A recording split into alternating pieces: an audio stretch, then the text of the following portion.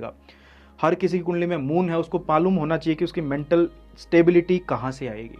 और जिस इंसान ने अपनी मेंटल स्टेबिलिटी पे काबू पा लिया, मन पे काबू पा लिया, वो कोई भी बुरे से बुरे वक्त में से भी निकल सकता है, होना चाहिए। तो अगर आप एक सर्जन है, अगर आपका चंद्रमा पीड़ित है, तो आपके लिए अच्छा है। और मैं ये समझता हूँ कि चंद्रमा जो है ना, वो बहुत कोमल और वो नहीं होना चाहिए, वो कठोर ही होना चाहिए। क्योंकि अगर आपने अपने मून के ऊपर विजय पाली का मतलब जीत गए या उसको एक तरीके से बैलेंस कर लिया। कनेक्टिविटी क्या है? कनेक्टिविटी ये है मैम कि चंद्रमा जो है आपकी लाइफ का सबसे मेजर डोमेन है। सबसे मेजर डोमेन वो है। अच्छा, लोगों को कैसे पता चलता है कि उन पे 7.5 ही चल रही है? अगर वो सफर कर रहे हैं तो क्या वो शनि की वजह से ही सफर कर रहे हैं? अभी मैंने आपको सैटर्न शनि की एक सिग्निफिकेटर बताया कि वो न्यूटन का 3rd लॉ है। कोई एस्ट्रोलॉजर या कोई पंडित जी आपको कोई ऐसी प्रिडिक्शन दे रहा है जिससे आप डीमोटिवेट हो रहे हो, आपके अंदर इंस्पिरेशन नहीं आ रही है, तो आप उस प्रिडिक्शन पे रत्ती भर भी यकीन मत कीजिए, वहां से उठ के चले जाइए। वो इंसान एस्ट्रोलॉजर है ही नहीं। तो मतलब एक बी, एक आर, एक ए लगाने से अच्छा कि आप वो फ्रीक्वेंसी ढूंढिए कि जब आपका FM रेडियो उस पर चल पड़े। 98.6 पे चलेगा तो 98.6 पे ही चलेगा, वो ना 5 पे चलेगा ना वो 7 पे चलेगा।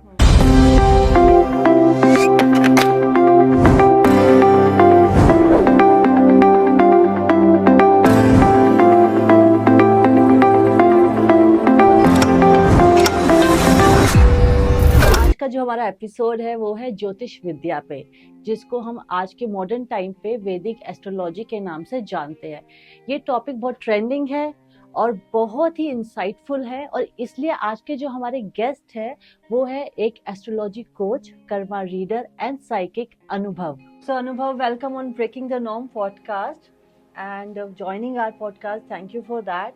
तो आज हम आपसे बात करेंगे एस्ट्रोलॉजी के बारे में, as you are a astrology coach, right? तो हम स्टार्ट करते हैं वैदिक एस्ट्रोलॉजी से। आप ये बताइए कि वैदिक एस्ट्रोलॉजी में जो प्लैनेट्स होते हैं उनका रोल क्या होता है?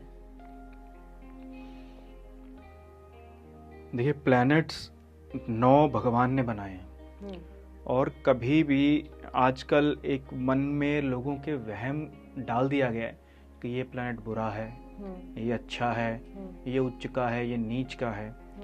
सबसे पहले तो आप खुद से ये सवाल पूछिए कि अगर कोई चीज़ ईश्वर बनाता है तो वो गलत नहीं बना सकता। कुछ भी चीज़ भगवान के द्वारा बनाई हुई गलत हो ही नहीं सकती।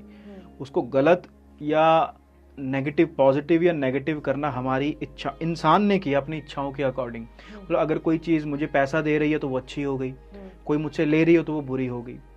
तो प्लैनेट्स का मतलब ये होता है, हर प्लैनेट ना आपकी लाइफ के अंदर एक किसी न किसी डोमेन को सिग्निफाई करता है, कोई ना कोई डोमेन। भौतिक जगत में, हमारे इंसान के जगत में, इंसान जन्म लेता है तो उस चीज़ का कारक कौन है? वो जुपिटर है, जीव, एज ए जीव। इंसान की इच्छाएं, आशाएं, एम्बिशंस, उसका कारक राहु है। बिना इच्छाओं के कुछ हो ही नहीं सकता। आपकी डिटैचमेंट, आपका अध्यात्म और आपका आत्मज्ञान, वो केतु है। आपकी मेहनत, आपके एफर्ट्स, आप किस चीज़ के ऊपर अपनी परफेक्शन डालते हो, वो सैटर्न है। कर्म कारक, जिसको कर्म कारक बोलते हैं। बुरा अच्छा बुरा नहीं, कर्म कारक। ये कुछ न्यूटन के 3rd लॉ की तरह है कि जिस तरीके का एक्शन होगा वैसा रिएक्शन आएगा। तो शनि कभी भी अच्छा बुरा नहीं होता, वो ये देखता है कि आपने एक्शन क्या किया था, उसका रिएक्शन ले लो, जस्ट लाइक जज। तभी सैटर्न को जज बोलते हैं। उसको कोई लेना देना नहीं है कि आप कैसे व्यक्ति हो। अगर आपने जो गेंद है वो बहुत स्पीड से दीवार की तरफ फेंकी है तो उतनी स्पीड से वो वापस आएगी, वो सैटर्न है। ठीक है। आपकी भौतिक जगत की लग्जरी या प्लेजर बोल लो, वो वीनस है। आपकी एनर्जी, आपकी बॉडी और मशीन, वो मंगल है। Why machine? क्योंकि जो हमारी बॉडी है वो सबसे एक सटल मशीन है इस कुदरत में। मतलब आप बड़ी से बड़ी मशीनरी लगा लो इस दुनिया में, सारी दुनिया का पैसा इकट्ठा करके कुछ भी फैक्ट्री लगा लो, आप एक रोटी से ब्लड नहीं बना सकते, खून नहीं बना सकते। लेकिन वही चीज़ हमारा शरीर एक दिन में कितनी बार करता है? फ्री में करता है, बिल्कुल। तो किसी भी तरीके का मैकेनिज्म, किसी भी तरीके की मशीन, किसी भी तरीके का तंत्र, टेक्निक, नॉट तांत्रिक वाला, तंत्र इज मंगल। मतलब आप खा दूध रहे हो, पी दूध रहे हो, खा रोटी रहे हो, वो कोई भी इंसान खा रहा है, चाहे वो मेल है चाहे वो फीमेल है, वो इन द एंड वो बॉडी का पार्ट ही बनेगा। तो वो जो मशीन है वो मार्स है। आपकी इंटेलिजेंस, आपका नर्वस सिस्टम, आपका थिंकिंग, वो आपकी कनेक्टिविटी, मतलब हम आपस में बात कर रहे हैं,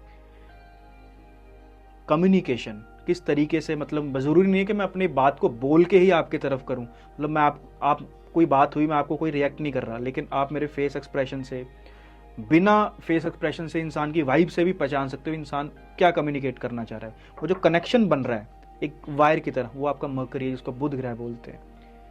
और सबसे इंपॉर्टेंट प्लैनेट, आपका चित्त, आपका सबकॉन्शियस माइंड, वो मून है, चंद्रमा।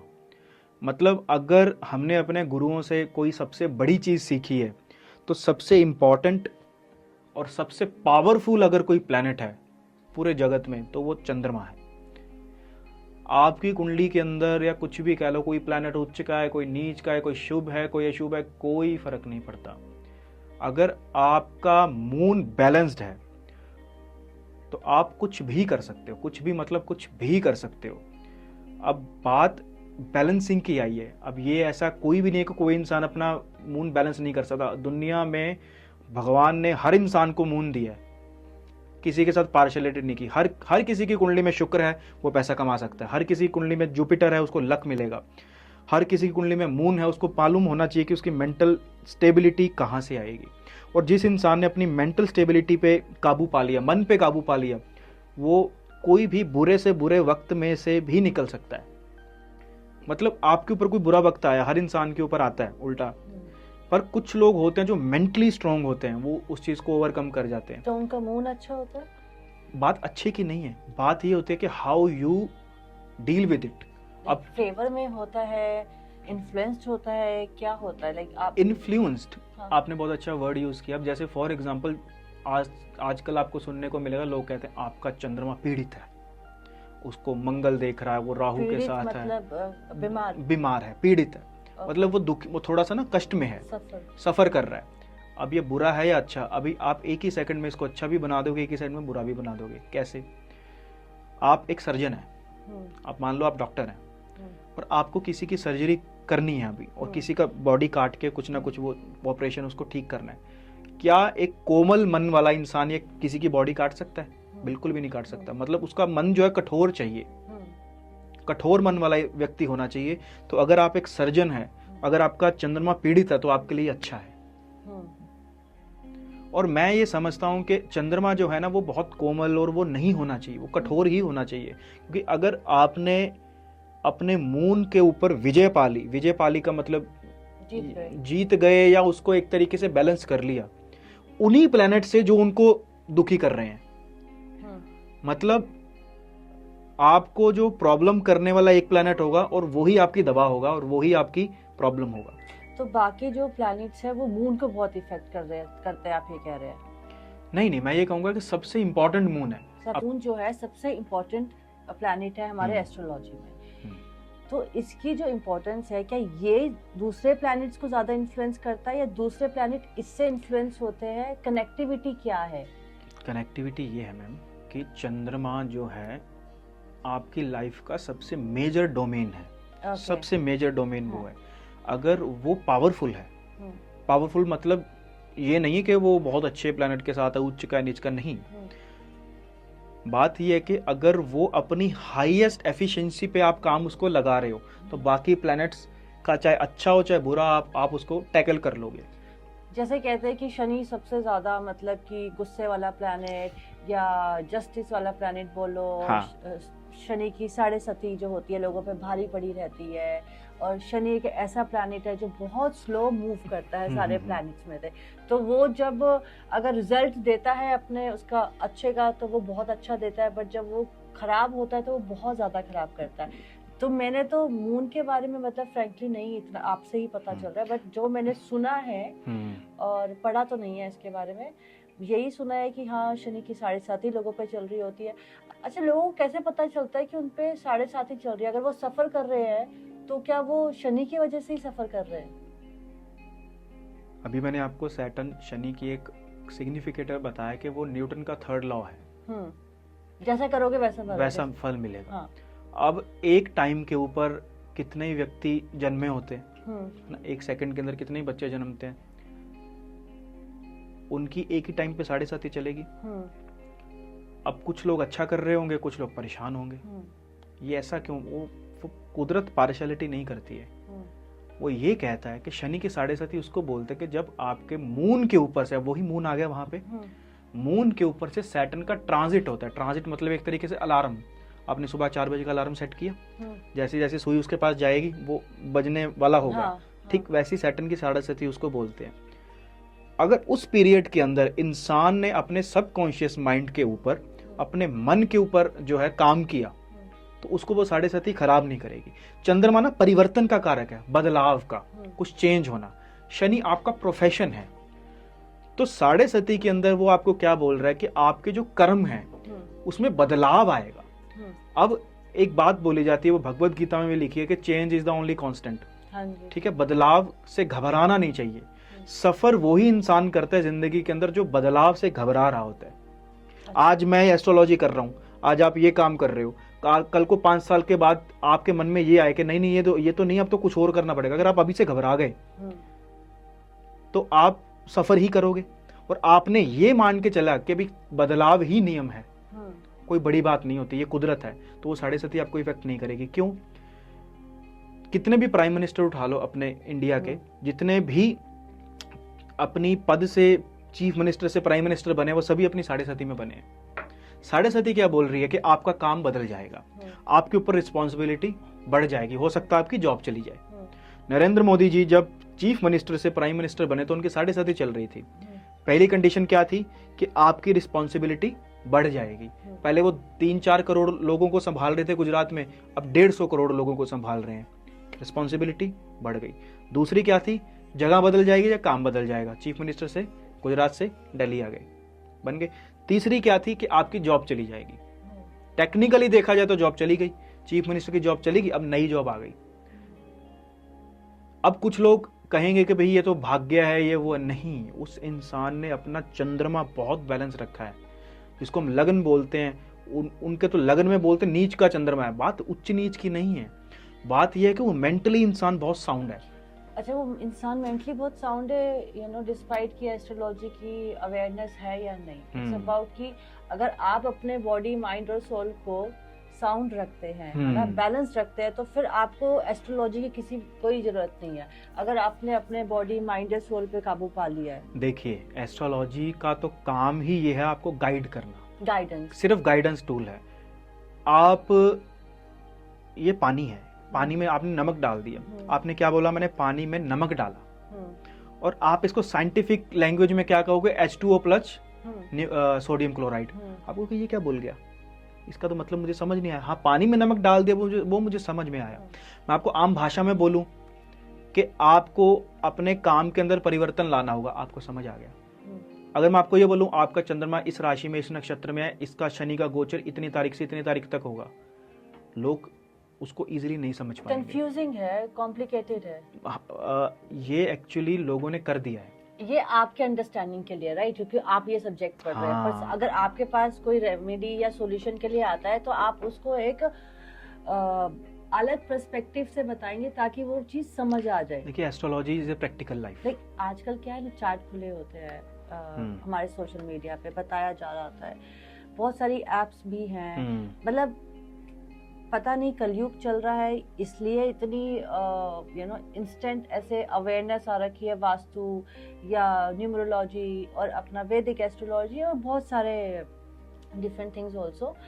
बट उनमें अगर आप देखेंगे तो बहुत मुश्किल है ये देखना कि क्या सच है क्या गलत है, बिकॉज कुछ लोग तो सेम ही बात कर रहे हैं और कुछ लोग बिल्कुल ही उल्टी बात कर रहे होते हैं। तो उसमें कैसे इंसान को पता चलेगा? जैसे कि मैंने पढ़ा था इसके बारे में कि जो हमारी वैदिक एस्ट्रोलॉजी है वो पहले एक मास्टर अपने डिसाइपल को पास डाउन करता था for 1000 of years, with the trust and purity. और तब जाके उसको वो ज्योतिष विद्या मिलती थी। पर आज के डेट में you can do a online course in just 99 rupees, right? और आप बन गए वैदिक एस्ट्रोलॉजर, जो सच है, मैं आपको बता रही हूँ। बिल्कुल ठीक है, बिल्कुल ठीक है। मेरे अपने जानने वाले ये हैं जो, आई एम टेलिंग यू, मेरे अपने जानने वाले हैं जो ऑनलाइन कोर्स करते हैं, उसके बाद they are making changes in their life, because belief system इतना स्ट्रांग हो गया है, फेथ इतना स्ट्रांग हो गया है कि वो सोचते हैं कि नहीं, वो 10 कोर्स के बारे में पढ़ेंगे, 10 कोर्स में से एक तो जो सस्ता लगेगा, बेनिफिशियल लगेगा और सबसे इजी क्विक होगा करने के लिए, और फिर इतने में वो बन गए एक्सपर्ट। तो जो इतने सालों पहले हमारे सेजेस और हमारे मास्टर, मतलब कि ज्योतिष विद्या मतलब कि ज्ञान आया, ज्ञान पढ़ा नहीं, right? You get connected to the universe और फिर आप उसको अवेयरनेस में लाते हैं। बट आज के डेट में it has become very easy, मतलब कि जैसे कि पिज्जा अवेलेबल है, ऐसे ही हमारे लिए एक एस्ट्रोलॉजर अवेलेबल रहेगा, एक वास्तु कंसल्टेंट अवेलेबल रहेगा, फ्री चैट्स हो जाती हैं। ज्योतिष के नाम पे ना जी, आजकल के टाइम में 100 में से 99 धोखाधड़ी है। अगर कोई एस्ट्रोलॉजर या कोई पंडित जी आपको कोई ऐसी प्रिडिक्शन दे रहा है जिससे आप डीमोटिवेट हो रहे हो, आपके अंदर इंस्पिरेशन नहीं आ रही है, तो आप उस प्रिडिक्शन पे रत्ती भर भी यकीन मत कीजिए, वहाँ से उठ के चले जाइए। वो इंसान एस्ट्रोलॉजर है ही नहीं। एस्ट्रोलॉजर का काम सिर्फ इतना है कि आपके पोटेंशियल को बढ़ाना और आपके पोटेंशियल को आपको बताना, कमियों को नहीं। किस में कमी नहीं है? हर इंसान में कमी है।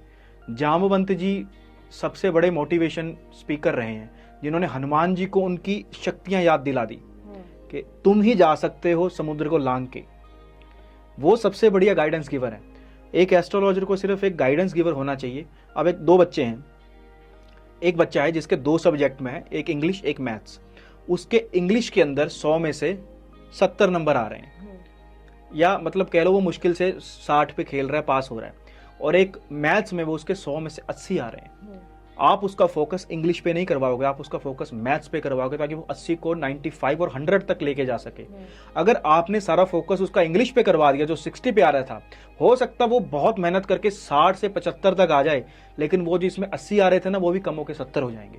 मतलब आप अपनी कमियों पे इतना काम मत कीजिए, जो आपकी क्वालिटीज हैं उसको बढ़ाते चले जाइए। और ये एक एस्ट्रोलॉजर का काम है। कोई भी कुंडली दुनिया के अंदर कोई कमजोर नहीं होती है। भाई आपकी कुंडली ऐसे नहीं, मैं आपको कमजोर से कमजोर, जिसको कुंडलियां बोलते नहीं, मैं आपको सक्सेसफुल लोग दिखा दूंगा।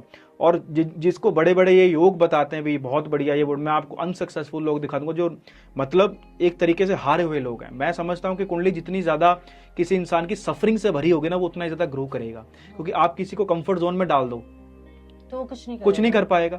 4th हाउस आपका कंफर्ट जोन है कुंडली के अंदर। अगर आपका 4th हाउस बहुत ज्यादा प्रोमिनेंट है, वो इंसान कंफर्ट, किस लिए होता है? 4th हाउस जो होता है हमारी कुंडली के अंदर, वो कंफर्ट है आपका। किस टाइप का कंफर्ट? हर तरीके का कंफर्ट, हर तरीके का comfort, her each and everything, luxury comfort.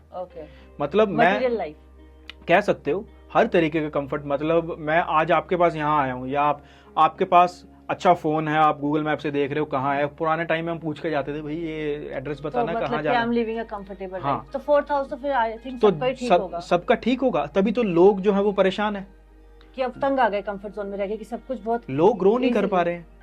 लोगों को जो कंफर्ट है वो 5 स्टार वाला चाहिए, लेकिन ग्रोथ जो है वो इलोन मस्क वाली चाहिए। इलोन मस्क की जरा जाके पर्सनल लाइफ चेक करो, वो कितना घंटे पढ़ता होगा, कितना ज्यादा अपने कंफर्ट जोन को त्याग के चीजों को उसने किया होगा। ठीक है, तो उस चीज की बात करते हैं। खैर, एस्ट्रोलॉजी की हम बात करते हैं कि अगर कोई भी प्रिडिक्शन आपको डिमोटिवेट कर रही है ना, तो वो प्रिडिक्शन नहीं है।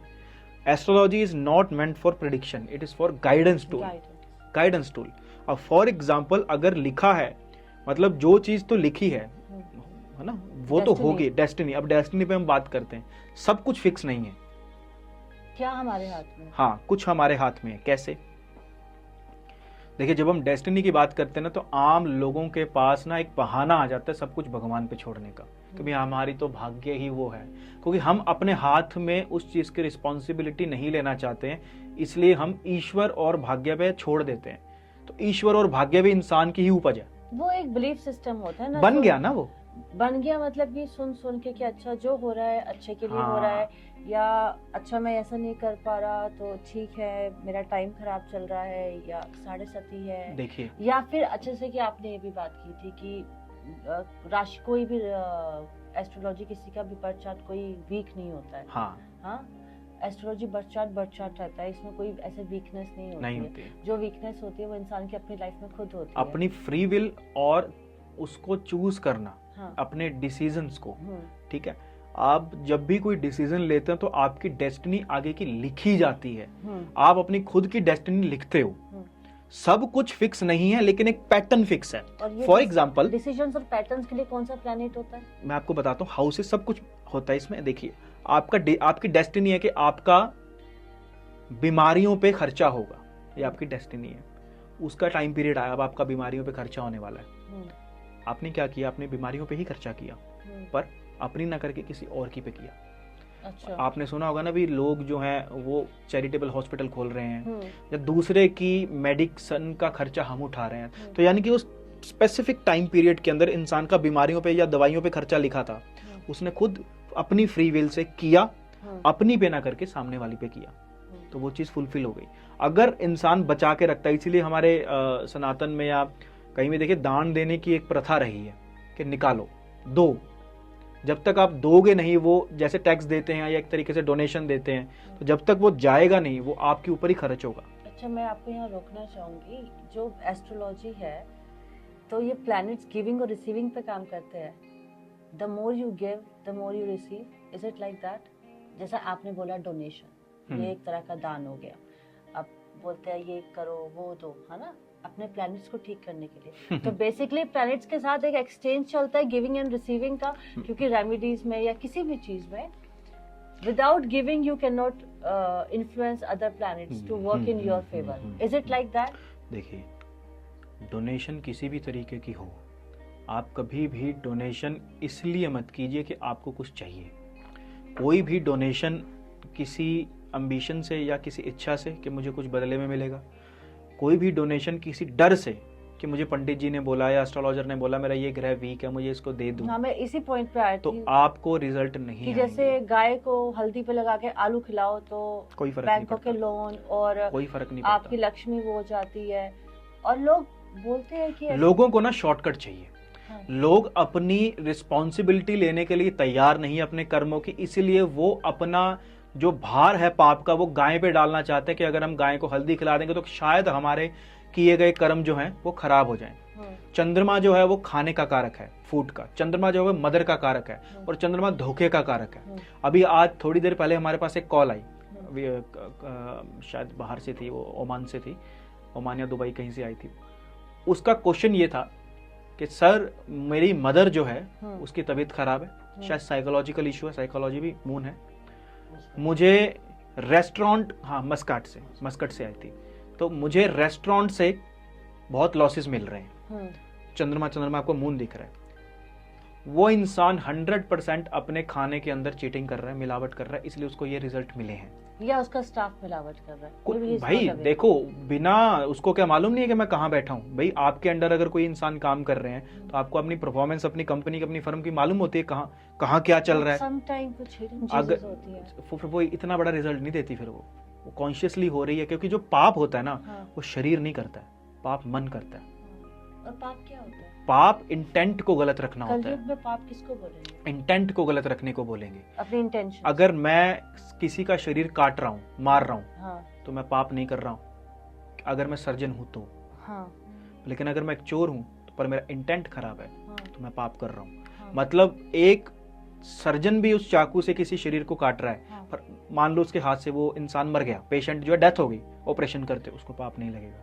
इंटेंट क्या था? इंटेंट उसका मोटिव बचाने का था। मतलब कि लेकिन अगर एक चोर काट रहा है, उसका इंटेंट था कि मुझे इससे पैसे लूटने। स्वार्थ निर्भर करता है कि आपके स्वार्थ, और यहीं से इंसान का पॉजिटिव और नेगेटिव डिसाइड होता है। अब हर इंसान का पॉजिटिव और नेगेटिव उसके स्वार्थ पे डिपेंड है। उसने हर प्लैनेट को अपने स्वार्थ के अकॉर्डिंग पॉजिटिव और नेगेटिव बना लिया, और जहां से उसका स्वार्थ पूरा नहीं हो रहा वहां से वो भागता है पंडित जी के पास उपाय के लिए। नहीं, पर जो स्वार्थ भी पूरा हो रहा है, मतलब कि एस्ट्रोलॉजी के थ्रू, इज इट राइट कि मतलब आप किसी प्लैनेट को अपने फेवर में कर रहे हैं for your own better growth financially और रिलेशनशिप वाइज? ये ऐसे करके कितना टाइम तक चलता रहेगा? ये रेमेडीज रिपीट करते रहेंगे? इंसान की औकात ही नहीं है कि वो किसी प्लैनेट को अपने कंट्रोल में कर ले। कर ही नहीं सकता। उसके कंट्रोल में सिर्फ उसके कर्म कंट्रोल है। नहीं, फेवर में। फेवर में भी नहीं कर सकता, वो सिर्फ अपने कर्मों पे ध्यान दे सकता है। अब जैसे फॉर एग्जाम्पल आपने बात की फेवर में करना, किसी को चाहिए कि वो अपने केतु को फेवर में करे, नहीं कर सकता। वो फेवर में कर सकता है अपनी इंटेंट को, अपनी नीयत को, अपने मोटिव को, अपने उसके पीछे के छुपे हुए कॉज को। अगर कोई इंसान आपको लग रहा है यार ये तो इंसान बड़ा ना रूखा सा बोल रहा है, पर बाद में आपको कुछ दिन बाद पता चला कि यार वो इंसान तो हमारे भला चाह रहा था, इंटेंट उसका साफ था, उसको कभी बुरे रिजल्ट नहीं आएंगे। आप किसी भी प्लैनेट को वश में नहीं कर सकते, जितने भी आज, तभी तो मैं बोल रहा हूं एस्ट्रोलॉजी के नाम पे धोखाधड़ी इसीलिए चल रही है क्योंकि लोगों को शॉर्टकट चाहिए। अगर कोई अच्छा एस्ट्रोलॉजर उनको ये गाइड करता है कि आपकी ये दशा ऑपरेट होने वाली है, आप इस तरीके से कर्म कीजिए और अपना थॉट प्रोसेस कुछ ऐसा रखिए, तो वो कहेगा नहीं सर कोई मुझे ऐसा बताओ कि मैं क्या ऐसा पहन लूं या कौन सा रेमेडी दो। अब रेमेडी की ही बात करते हैं, आपने वेदास की बात की। रेमेडीज 3 तरीके से डिसाइड होती हैं या पेन से डिसाइड होती हैं, भी किस तरीके के जो हमारे दुख आते हैं उसको बोलते हैं त्रिविध आघात। 3 तरह के आघात, एक होता है अधिआत्म अपने थ्रू, एक होता है अधिदैवम according to your destiny and the energy या जो पावर जो आपके कंट्रोल में नहीं है, और एक होता है अधिभूतम। अब अधिआत्म में क्या आता है? अधिआत्म में 3 चीजें हैं, आहार, विचार और व्यवहार। मतलब ये अगर इंसान इन 3 चीजों को ठीक कर लेता, आहार फूड, क्योंकि जैसा खाएंगे अन्न वैसा रहेगा मन। आप अगर एक बिना मसाले का खाना खा के देख लो 2 महीने, आपके विचार बहुत प्योर हो जाएंगे। अगर लेकिन हम डेली हम जो है वो स्पाइसी खा रहे हैं, ऑयली खा रहे हैं, तो विचार भी वैसे आएंगे।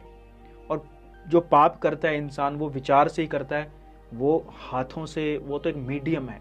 क्योंकि हमारे गुरुदेव से अगर हमने सबसे बड़ी कोई चीज़ सीखी है ना, तो वो ये है कि दुनिया में इस पूरी सृष्टि के अंदर जो सबसे पावरफुल अगर कोई चीज़ है तो वो है आपके मन के अंदर आया हुआ एक थॉट।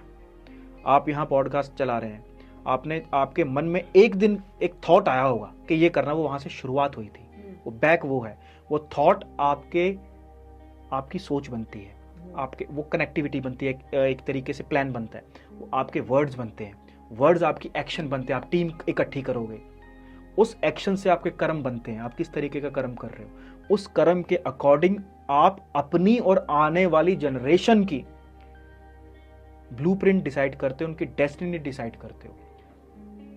कहां से शुरू हुआ? आहार से। व्यवहार, आपका behaviour, how you deal with it. आप नीचे गए, आपका किसी से ऐसा एनकाउंटर हुआ कि जो आपको भला बुरा बोलने लग गया, अब आपके व्यवहार के ऊपर है कि आपको रिस्पॉन्ड करना है या रिएक्ट करना है। ये फ्री विल है। फ्री विल कैसी है? फ्री विल कुछ कुछ ऐसी है कि अगर आपके घर में एक पेट है, एक डॉग है या एक गाय पाली है, वो एक जंजीर से बंधी है या एक रस्सी से बंधी है 1 मीटर की, उस फ्री विल है उसकी, बस वो इतने एरिया के अंदर अपना कर सकती है, उससे बाहर जाके नहीं कर सकती। उससे बाहर जाके अगर कोई इंसान कर्म कर सकता है उस बंधन को तोड़ के, तो वो एक ही कर सकता है, योगी। क्योंकि योगियों के ऊपर एस्ट्रोलॉजी या कोई भी ग्रहों का प्रभाव, डेस्टिनी का प्रभाव होता ही नहीं है, क्योंकि वो उस बंधन से आजाद हो चुके होते हैं। क्योंकि योगी का कारक है केतु, और आजादी, इंडिपेंडेंस या फ्रीडम का कारक है केतु, क्योंकि उन्होंने उन चीजों, क्योंकि जो योगी होता है उसका कोई पास्ट नहीं होता ना फ्यूचर होता, बस वो योगी होता है, वो एज इट इज होता है, वो शिव होता है। व्यवहार और विचार, आपका थॉट, मैंने बोला सब कुछ वहां से स्टार्ट होता है। दूसरा पार्ट था अधिदैवम, जो आपके कंट्रोल में नहीं है, डेस्टिनी। और डेस्टिनी कुछ लिखी होती है, वो ब्लूप्रिंट है। और डेस्टिनी आप अपनी भी लिखते हो और आपकी लिखी भी गई है आपके एंसेस्टर्स के कर्मों से, और आप भी किसी ना किसी के एंसेस्टर बनोगे। आज से 100 साल बाद आपकी 3री 4थी पीढ़ी चलेगी। आप जिस तरह के कर्म करोगे वो भी उस तरीके के बनेंगे। मैं इसको साइंटिफिकली आपको एग्जांपल देता हूं। मैं जेनेटिक्स का स्टूडेंट रहा हूं। कर्मास और जीन्स, क्रोमोसोम और जीन्स की हम बात करते हैं, डीएनए की। आप कोई थॉट मन के अंदर लाते हो, आप क्या करते हो, जीन्स के अंदर एक जीनोम पैटर्न होता है, डीएनए जो होता है, जीनोम जो बनता है, सीक्वेंस बनता है। आप आज अभी इसी वक्त एक थॉट ले आओ मन के अंदर अलग से, वो जीनोम का पैटर्न बदल जाएगा। वैसे ही क्रोमोसोम बदलेंगे, वैसे जीन्स बदलेंगे, वैसे एक बार डीएनए बदलेगा और वैसे आपके आने वाली संतानों के कैरेक्टरिस्टिक बदल जाएंगे। आप ज़रा इस बात को कर्मों पे लेके आओ, आप जिस तरह के कर्म करोगे वैसे ही आपके संतानें भुगतेंगी। ईजी वे में बता दिया। एक मूवी आई थी सीक्रेट, बड़ी अच्छी डॉक्यूमेंट्री थी। उन्होंने बोला कि आप किसी आध्यात्मिक इंसान के पास जाओ, उससे पूछो भगवान क्या है, वो बोलेगा भगवान ना था, ना है, ना होगा, उसको ना बनाया जा सकता है, ना ख़त्म किया जा सकता है, वो बस एक रूप में होता है, फिर वो दूसरा रूप चेंज कर लेता है, वो था, हमेशा से था, हमेशा रहेगा और हर जगह है। अब आप एक साइंटिस्ट के पास जाओ, एनर्जी क्या है, सेम शब्दावली मिलेगी कि ना ये थी, ना होगी, अब भी है, हमेशा रहेगी, ना ख़त्म किया जा सकती है, बस ये फॉर्म चेंज करती है। ठीक उसी तरीके से आपके कर्म है वो एनर्जीज हैं। आपने जिस तरीके से कर्म किया, आपका थॉट पैटर्न चेंज हुआ, आपके जीनोम चेंज हुआ, आपके, अब मान लो मुझे ऐसे ऐसे करने की आदत है, मान लो मुझे ऐसे ऐसे करने की आदत है, या मुझे कुछ ना कुछ करने की आदत है, मुझे मेरे फादर साहब से क्या सुनने को मिलता है कि जो तुम्हारे दादाजी थे ना वो भी ऐसे ऐसे करते थे, तुम उन्हीं की संतान, उन्हीं के डीएनए लेके आए हो। मैंने अपने दादाजी को मान लो नहीं देखा, वो कहाँ से आया, वो डीएनए में आया। आप उसको चाहे डीएनए जीन्स बोल लो, चाहे आप उसको कर्म बोल लो, फिजिकल वो चीजें भी ट्रांसफर हो जाती है, थॉट भी ट्रांसफर होते हैं, हाँ, बिलीफ सिस्टम भी ट्रांसफर थॉट ट्रांसफर होता है। किसी की कुंडली के अंदर चंद्रमा राहु का कॉम्बिनेशन है, उसका थॉट पैटर्न, उसका थॉट उसके दादाजी के साथ मिलेगा, बिकॉज राहु इज ग्रैंडफादर, चंद्रमा इज योर सबकॉन्शियस माइंड, दोनों कनेक्ट हो गए। तो उसका सबकॉन्शियस माइंड इस बात पे डिपेंड करता है कि उसके दादाजी का सबकॉन्शियस माइंड वो सोचते कैसे थे, वहां से वो चीजें, एस्ट्रोलॉजी यहां से शुरुआत होती है किसी भी चीज की। अब मून राहु की हम बात कर रहे हैं, मून क्या है, मून आपके थॉट्स हैं, राहु विजुअलाइजेशन है, विजुअल्स। अब यहाँ से रिकॉर्ड हो रहा है, यहाँ पे विजुअल्स रिकॉर्ड हो रही है। कोई इंसान आज वीडियो देख रहा हो सकता है उसको 2 या 3 महीने बाद ये वीडियो याद आए, तो वो जो विजुअल्स आ रही है ना वो राहु आ रही है। तो मून राहु वाला व्यक्ति विजुअल के फॉर्म में थॉट्स लेगा। कैसे? आप इसको अपने मुताबिक जो है वो मैंने बोला था ना कि आप चंद्रमा को कैसे कंट्रोल कर सकते हो, चंद्रमा के साथ वाला प्लैनेट बताएगा आप उसको कैसे कंट्रोल कर सकते हो। मून राहु कितना बुरा कॉम्बिनेशन बोला जाता है, कैसे कंट्रोल करोगे? अब जैसे ये कप है, मैं इस कप को उठाता हूँ और मैं आपको ये बोलता हूँ ध्यान से कहीं गिर ना जाए, ध्यान से कहीं टूट ना जाए, तो आपके मन में क्या आ रहा है अभी कि कप क्या हो रहा है, टूटने वाला है, पर मैंने तो मना की है, या टूट सकता है।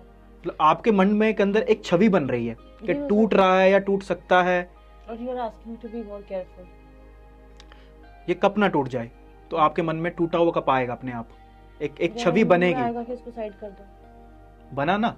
जो हमारा माइंड है ना, जो हमारी विजुअल्स है वो नो के फॉर्म में नहीं सोच सकती हैं, वो हो सकती, बस वो सोचती हैं, मतलब मैं लेट ना हो जाऊं, मैं लेट ना हो जाऊं, आप लेट हो जाओगे, क्योंकि आप उसको कमांड कहाँ से दे रहे हो, बार बार। ये राहु है, किसी चीज को बार बार दोहराना इस राहु है, और यहीं से मैनिफेस्टेशन चलती है। और जब रात को से सोने लगते हैं तो वो दिमाग में जो मूवी चलती है वो राहु है।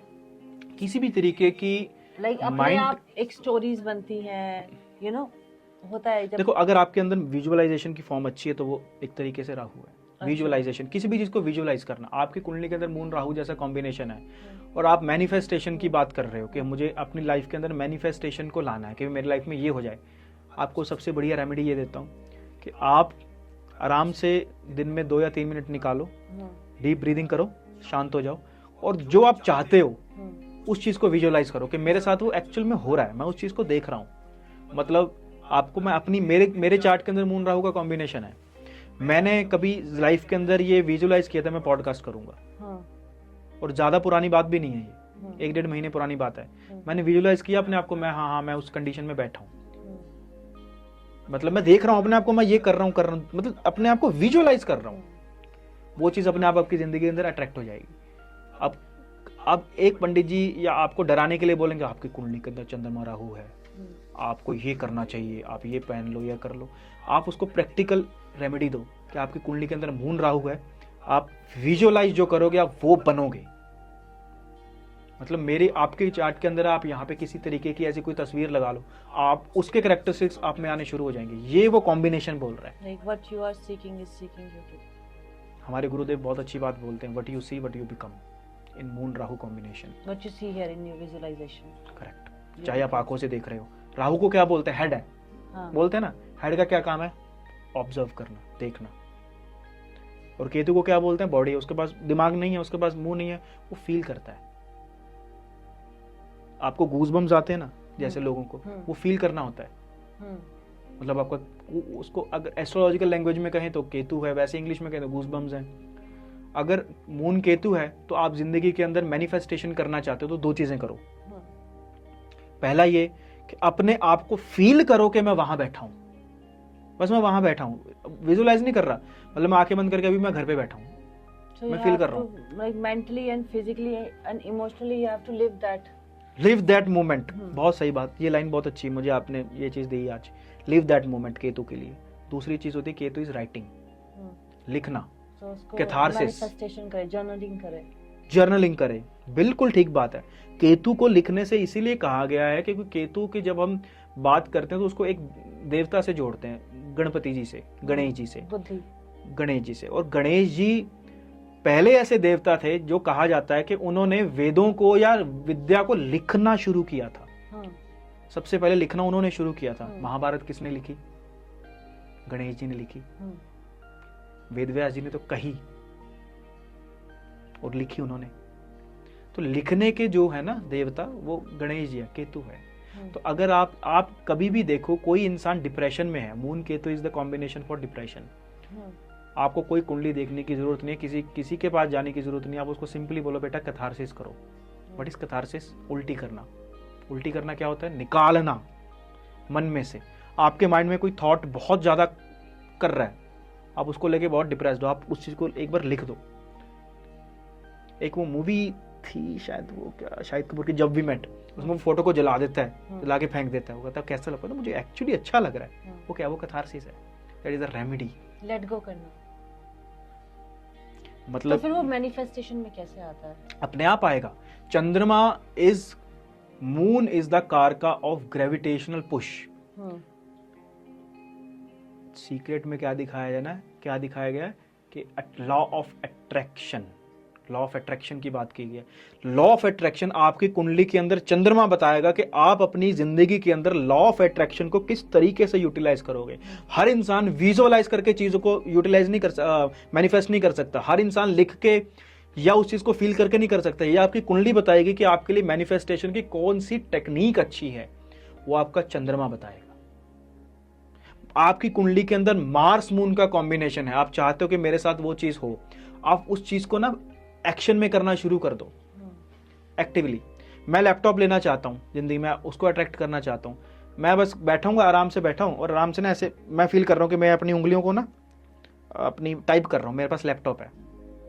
मार्स एक्शन, वो जो पूरी सृष्टि अपने आप आपको वो चीज दे देगी, 100% दे देगी। ओके, तो मैनिफेस्टेशन और एस्ट्रोलॉजी का। अच्छा ये बताइए कि ये फिर जो से एक होता है कि लोग भगवान का नाम लिखते रहते हैं बुक्स पे, हाँ। उसका क्या पर्पस है? मतलब कि राम राम राम राम, और या फिर कुछ नंबर्स भी लिखते हैं लोग, मैंने देखा है। उसका क्या है जर्नलिंग से या मैनिफेस्टेशन से? देखिए इसमें मेरी पर्सनल राय ये है कि आपको वो लिखना चाहिए जो एट द टाइम आपके मन में चल रहा है।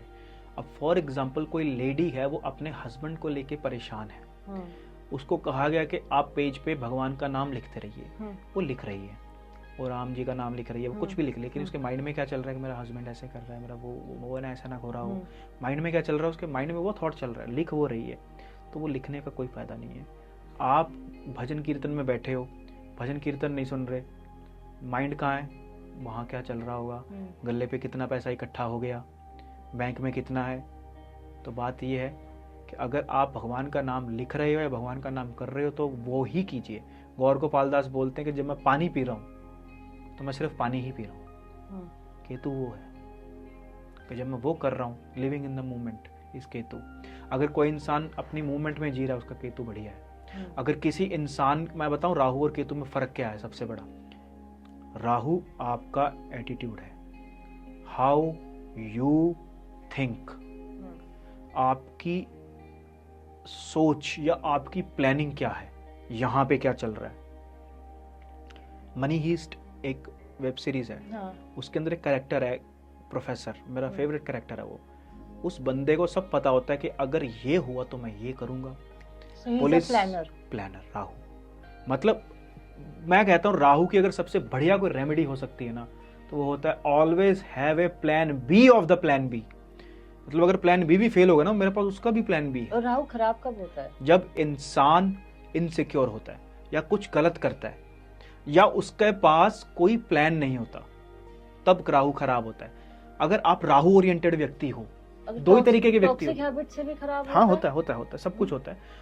दो ही तरीके के इस दुनिया में व्यक्ति है, एक राहु ओरिएंटेड और एक केतु ओरिएंटेड। आपको उसके अकॉर्डिंग चलना पड़ेगा। अगर आप एक राहु ओरिएंटेड व्यक्ति हैं तो you have to plan each and everything. आपको एक बात हमेशा याद रखनी पड़ेगी कि बिना प्लान से कुछ नहीं होता है और प्लान के अकॉर्डिंग भी कुछ नहीं होता है। ये चीज आपको एक्सेप्ट करनी पड़ेगी। लेकिन अगर एक राहु ओरिएंटेड व्यक्ति ये कह रहा है कि जो होगा देखा जाएगा, फिर जो होगा ना, फिर वो देखा नहीं जाएगा उससे, फिर वो परेशान रहेगा, फिर कहेगा मेरी किस्मत ही खराब है। नहीं खराब, you have to plan, you have to always have a plan always have a plan. for a plan। हाँ, अब आते हैं केतु पे। केतु का एक ही रेमेडी है, डोंट हैव ए प्लान। कभी भी दिमाग मत लगाओ। केतु बोल रहा है डोंट रिकॉल। केतु के लिए एक ही रेमेडी होती है सबसे बढ़िया कि don't, Ketu is body, never reconsider. मतलब अगर आपके मन के अंदर एक थॉट आ गया कि मुझे इस इंसान के लिए ये करना है अच्छा, या ये करना है बुरा, करना है अच्छा, करना है, बात की बात है, तो उस चीज को दोबारा ना सोचे। करना तो अब यही करना है। यहीं बैठ के खाना खाएंगे तो अब यही खाएंगे, चाहे उसको जिद कह लो। इंटेंशंस जो है, आपकी मोटिव क्या है? मोटिव क्या है? केतु एक लाइन में बोलूं तो आपका मोटिव है वाई। आप बोलते हैं ना, आपने लिखा सुना होगा, when the why is clear how is easy. कई जगह पे कोट्स लिखे होते हैं, वो केतु की रेमेडी लिखी है। एक्चुअल में वो केतु की रेमेडी है। मेरी इंटेंशन क्या है, या हमारे जिन गुरुओं से हमने सीखा है कि मैं एस्ट्रोलॉजी क्यों कर रहा हूँ। लोगों को लग रहा होगा कि भैया यूट्यूब पे बता रहा है, ये पैसा कमा रहा है, ये लोगों के अंदर फेम इकट्ठा कर रहा है, लेकिन जो मेरा मोटिव है मुझे मालूम है कि मैं एस्ट्रोलॉजी क्यों कर रहा हूँ। क्यों कर रहे हैं वो मुझे मालूम है, आप बता ही नहीं सकते। ऑडियंस का तो बताइए। सबको पता है, सबने मेरा है। तो इंटेंट पता क्या, इंटेंट को आप कितना मर्जी कोशिश कर लो, इंटेंट को आप बिल्कुल वैसा रख के बता ही नहीं सकते जो आपके अंदर इंटेंट है। हम क्या कहते हैं ना, इंटेंट को आप शेयर नहीं करते, नहीं कर ही नहीं सकते आप पूरी तरीके से। हम क्या कहते हैं, मेरा वो मतलब नहीं था। हम बोलते ना, मैंने कोई बात बोल दी, सामने वाले को बुरा लगे, अरे मेरा वो मतलब नहीं था। आप सामने वाले को इंटेंट बता ही नहीं पाए अपना। इंटेंट चीज ही ऐसी है, वो डीप रूटेड है। आप उसको एक्सप्रेस नहीं कर, आप दिखा नहीं पाओगे। केतु जो है ना, वो रूट्स हैं, जड़ें किसी प्लांट के। जैसे यहाँ पे अगर कोई प्लांट पड़ा हो तो उसकी जो रूट्स आपको दिखाई नहीं देंगी, वो मिट्टी के अंदर छुपी हुई होंगी। ठीक वैसे ही आपका इंटेंट जो होता है वो आपके अंदर छुपा हुआ होता है। आपको नहीं मालूम कि वो सामने वाला जो आपका व्यक्ति मदद करने आ रहा है उसका एक्चुअल में इंटेंट क्या है। और हमें क्लैरिटी रहती है इंटेंट की खुद को। इंटेंट की क्लैरिटी ना आप यहाँ से नहीं ले सकते, यहाँ से ले सकते हो। इंटेंट किसी का भी खराब हो सकता है। डॉक्टर, आपको लग रहा हो यार ये डॉक्टर ना मुझे अच्छा इलाज दे रहा है। आजकल के टाइम में कितना सबसे ज़्यादा जो लूट पाट चल रही है वो कहाँ चल रही है, वो मेडिकल फील्ड में चल रही है। हमें क्या मालूम किस डॉक्टर की या किस हॉस्पिटल की क्या इंटेंट है। हमें तो लगेगा ये भगवान है। इंटेंट कभी भी दिखाया नहीं जाता, सोच दिखाई जा सकती है। इंटेंट दिख जाता है लोगों का after long period of time, अगर आप किसी से बाद में पता चलती है। केतु जो होता है ना, केतु के जो असली इंटेंट होता है ना, वो बाद में पता चलता है। बिग पिक्चर बाद में आती है, उसकी एक्चुअल पिक्चर बाद में आती है। बात बिग पिक्चर की नहीं है। अब जैसे एक पीपल का पेड़ है, उसकी जड़ें आपको मालूम ही नहीं होगी कहाँ कहाँ तक फैली हैं। हो सकता है यहाँ से 100 मीटर पे कोई पीपल का पेड़ हो। ठीक है, आप मतलब इंटेंट कह रहे हैं कि आप अपने पिछले कर्मा का भी लेते चल रहे हैं साथ में, कि शायद आप खुद ही अवेयर नहीं है कि आप जो कर रहे हैं आगे उसका क्या बिगर पर्पस है। राइट, बिल्कुल। आपने ये सब बातें की, आपने सन के बारे में बात नहीं करी। सन, सूर्य रह गया। सूर्य इज द कारका ऑफ सेंटर, एनीथिंग सेंटर। किसी भी चीज का जो सेंटर पॉइंट है वो सन है। हमारा सेंटर पॉइंट क्या है? किसी भी आत्मा, हमारी सोल का कारक है। Soul is sun. Soul is sun. Why? Solar system के सेंटर में कौन है? सभी प्लैनेट उसके आसपास रिवॉल्व कर रहे हैं। तो किसी भी चीज का जो सेंटर है ना, वो सूर्य को है। और सेंटर गवर्नमेंट का कारक कौन है? सूर्य है, गवर्नमेंट का कारक। तो sun is the most beautiful planet. Sun खराब होता है लोगों का? कोई भी प्लैनेट खराब नहीं होता, कोई भी प्लैनेट अच्छा नहीं होता। खराब हो जाता है, हो सकता, किसका नहीं हो सकता। इंसान के अपने कर्म से, हाँ, बिल्कुल बिल्कुल। ये सब इंसान के, देखिए अभी तक जितनी भी मैंने एस्ट्रोलॉजी पढ़ी, सीखी, रेमेडी सब कुछ कर कर आके एक चीज़ के मैं क्रक्स पे पहुंचा हूँ लास्ट में, कि सर्वे कर्म वश्या वयम। मैं हर जगह ये लिखता हूँ कि सब कर्मों के ही अधीन है, सब कर्मों के ही अधीन है। तो सब कुछ डेस्टिनी पे छोड़ देना, मैं समझता हूँ कि ये कायरता है। कि अगर आप सिर्फ डेस्टिनी को लेकर रो रहे हैं कि मेरे भाग्य में तो यही लिखा था, तो वो कायरता है। वरना दशरथ मांझी साहब भी कह सकते थे कि मेरी पत्नी तो चलेगी, मेरा तो भाग्य खराब है, पर उस इंसान डटा रहा। वो आज भी, मतलब आज से 500 साल बाद भी उस इंसान का, मतलब मैं जितनी इज्जत APJ अब्दुल कलाम साहब की करता हूँ, उतनी ही इज्जत मैं दशरथ मांझी साहब की भी करता हूँ। यहाँ बात एजुकेशन की नहीं है, बात यहाँ डेडिकेशन की है, कर्म, उस इंसान के कर्म जो थे, काइंड ऑफ। और रेमेडीज की बात की जाए ना, जो सबसे बड़ी जो रेमेडी होती है ना, वो इंसान खुद होता है। आप कभी भी किसी रेमेडी के भरोसे मत बैठिए, आप एक्सपेरिमेंट कीजिए, कोई दिक्कत नहीं है। 3 तरीके से रेमेडीज काम करती है, सोल लेवल पे, बॉडी लेवल पे और माइंड लेवल पे। Body, mind and soul level पे। और सबसे बड़ी रेमेडी आप खुद हो, माइंड लेवल पे। माइंड कौन? अगर खुद का दिमाग ठीक कर लो, सब ठीक है। थॉट प्रोसेस, मन जीते जग जीते। आप खुद का थॉट प्रोसेस अगर आपका चेंज होगा, वो सबसे बड़ी रेमेडी है। मतलब फिर आपको किसी 100 ग्राम सिंदूर के भरोसे नहीं बैठना पड़ेगा। आप किसी प्लैनेट्स के थ्रू अपना थॉट प्रोसेस चेंज कर सकते हैं। प्लैनेट नहीं, आप अपने, प्लैनेट आपको बताएगा कि कैसे कर सकते हैं। प्लैनेट आपको बताएगा कैसे कर सकते हैं। फॉर एग्जाम्पल, आपका मार्स मून का कॉम्बिनेशन है, तो मार्स आपका एनर्जी है, आपकी मोटिवेशन है। ऑलवेज बी मोटिवेटेड, हमेशा एक एनर्जी में रहो, तो आपका थॉट प्रोसेस अच्छा रहेगा। वो ये कह रहा है, मार्स मून ये नहीं कह रहा कि आपकी कुंडली में लक्ष्मी योग है, आपके पास इतना वो आ जाएगा। नहीं, ये लालच है। आप इंसान को क्या बना रहे हो? आप इंसान को अपाहिज बना रहे हो। ये कहे कि एक शॉर्टकट का कोई रास्ता बता के, या काइंड ऑफ ये बता के कि भाई मेरी ज़िंदगी में तो अपने आप ही अच्छा हो जाएगा, तो मुझे कुछ करने की ज़रूरत नहीं है। बॉडी, माइंड एंड सोल पे ही रेमेडी होती है।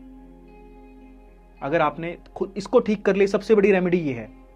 दूसरी रेमेडी अपना शरीर, क्योंकि हमारी बॉडी में लोग खुश तब रह पाते हैं जब उनका शरीर अच्छा होता है। शरीर तब अच्छा होता है जब उनका माइंड अच्छा होता है, और माइंड तब अच्छा होता है जब उनकी सोल अच्छी होती है। हमारे हाथ में क्या है भौतिक दुनिया में? माइंड एंड बॉडी को ठीक करना। आपकी बॉडी में 70% पानी है। आप सिर्फ अपनी हाइड्रेशन ठीक कर लीजिए, आपकी बॉडी के आधे से ज़्यादा प्रॉब्लम्स अपने आप दूर हो जाएंगी। किसी को स्किन की दिक्कत है, वो अपनी बॉडी के अंदर अपनी हाइड्रेशन ठीक करता है, स्किन साफ होनी शुरू हो जाएगी। कहते हैं ना भी पानी पियो, डॉक्टर आजकल को तो पानी पियो। वो क्या बोल रहे हैं? आपका बॉडी का वो हाइड्रेशन को ठीक कर रहे हैं। जितना अनुपात, जितनी रेशो धरती पे पानी की है, ठीक उसी तरीके की रेशो हमारी बॉडी में भी है। और मून इज द कारका ऑफ वाटर, और चंद्रमा से ही हमारी धरती का जो पानी है उसका वो टाइड्स बनती हैं। अगर वो इतने बड़े पानी को अफेक्ट कर सकती है, तो 70% तो हमारी बॉडी ही पानी की है। जैसी पूर्णमासी आती है, आप देखोगे ना, बोलते हैं कि मेंटल स्टेबिलिटी जाती है, और मेंटल असाइलम में जो पेशेंट्स होते हैं वो भी डिस्टर्ब होते हैं। और मैंने भी समटाइम खुद फील किया है, जब फुल मून होता है, लाइक फुल मून की बात कर रहे हैं ना, हाँ, that time your mind is active mode. और ये फीमेल्स में ज़्यादा होता है, और शिवरात्रि भी उसी रात होती है। फीमेल्स में ज़्यादा होता है। अब जैसे फीमेल्स की, जैसे कहा जाता है, मतलब बहुत अच्छी एक रेमेडी के, देखो कुछ भी रेमेडी नहीं होता है। हम रेमेडी बोलते रहते हैं, रेमेडी कुछ भी नहीं होता है। बैलेंसिंग होता है कि how you have to do things. ठीक है। अब जैसे किसी भी फीमेल को उसके मेंसुरेशन साइकिल में प्रॉब्लम आ रही है, तो उसका कारक है मून। तो सिंपली उसको बोलो कि आप मून लाइट में बैठो, आपका चीज़ें अपने आप ठीक होंगी, क्योंकि वो बैलेंस होगी, उस नेचर के साथ अलाइन होगी। तो जब कोई चीज़ नेचुरली ठीक होती है ना, तो वो लॉन्ग टर्म तक साथ देती है। तो आप रेमेडी, पता क्या, रेमेडी एक बैसाखी, एक डंडे की तरह, कि मेरे पैर जो है वो चोट लगी है, मैं उसका सहारा ले लूँ। लेकिन अगर आप उसके सहारे ही चलते रहोगे तो फिर वो ठीक ही नहीं हो पाएगा। तो आप कह रहे हैं एस्ट्रोलॉजी जो है एक एडिशनल सपोर्ट सिस्टम दिया गया है हमको, कि अगर लाइफ में यू फील लॉस्ट और कंफ्यूज्ड, तो आप इसकी मदद से you can make your life better and improve. सिर्फ गाइडेंस, एस्ट्रोलॉजी का काम सिर्फ गाइडेंस है। और हर फील्ड में, मतलब पर्सनल फील्ड में नहीं, आपके बिजनेस के फील्ड में भी, हर फील्ड में एस्ट्रोलॉजी काम आती है। फॉर एग्जाम्पल बिजनेस की मार्केटिंग पे आ जाओ, अब मैंने आपको शुरू में बताया था कि mercury is the significator of connectivity, और बिजनेस में हम क्या करते हैं, हम अपनी चीज़ को लोगों तक पहुंचाते हैं, कनेक्ट करना चाहते हैं अपने क्लाइंट्स के साथ, अपनी ऑडियंस के साथ। तो मरकरी बताएगा आपको कि आपको आपकी मार्केटिंग, अपनी बात सामने वाले के प्रति कैसे रखनी है। सो मरकरी हमारी विल पावर और डिसीजन मेकिंग में काम करता है, आप कह रहे नहीं, हैं। कनेक्टिविटी में काम करता है, कनेक्टिविटी में काम जुड़ने में, जुड़ने, अपनी बात कैसे रखनी है सामने वाले के प्रति, कि सामने वाला उस चीज़ को सुने। अब फॉर एग्जाम्पल किसी का मून मरकरी का कॉम्बिनेशन है, तो मून क्या अर्जेंसी है, सेल अर्जेंसी। मतलब अगर आपका कोई प्रोडक्ट है, आपकी कुंडली के अंदर मून मरकरी है, आपने कोई प्रोडक्ट लॉन्च किया, आपको एडवर्टाइजमेंट दिखानी है यूट्यूब पे, टीवी पे, तो आपको एडवर्टाइजमेंट आपकी कैसी होनी चाहिए, you have to sell urgency, you have to sell emotions. Emotion का कारक है मून। मतलब आपने कुछ एडवर्टाइजमेंट ऐसी देखी होंगी, तो लास्ट में पता चलता प्रोडक्ट तो कुछ और ही था, लेकिन शुरुआत में क्या हो रहा है, शुरुआत में इमोशंस दिखाए जा रहे हैं। एक ऐड है, एडवर्टाइजमेंट 2-3 मिनट की ना, एक मूवी है, शॉर्ट मूवी, छत पे मिलते हैं, अंबुजा सीमेंट की ऐड है वो। उसमें पुराना बचपन दिखाएगा भी, कैसे लोग छतों में मिलते थे, लास्ट में दिखाते हैं अंबुजा सीमेंट। उसका लेना देना नहीं है कोई, इमोशन से कनेक्ट कर रहे हैं अपने ब्रांड को। Correct. Moon Mercury, you have to connect with emotion.